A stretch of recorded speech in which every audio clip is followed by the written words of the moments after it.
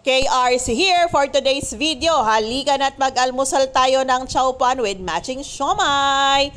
Yes, tama kayo, pero dapat mag-pray muna tayo bago kumain. At kung ang iniisip nyo, correct, hindi yan sponsored ha, pero dyan ako nagpabili kasi nag-crave ako. Na-miss ko yung kanilang chow pan at hindi naman tayo nabigo dahil masarap naman talaga siya at bagong luto. Ayan guys, halika na, tikman natin. Ang sarap.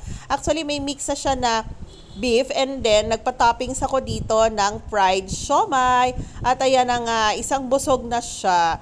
Nagutom ako niya nung magla-lunch time na, kaya sulit naman talaga siya. Alam ko, natikman nyo na to. At diba, favorite nyo rin ito, ang chow pan na ito.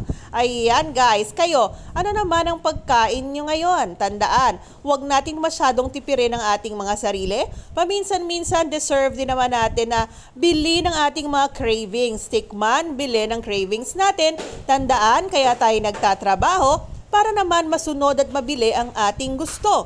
Life is short guys, kaya tandaan nating mabuti yan. So ayan lamang guys, I hope you enjoy your day today. God bless you at happy weekends! Bye-bye! Advance Merry Christmas po sa inyong lahat.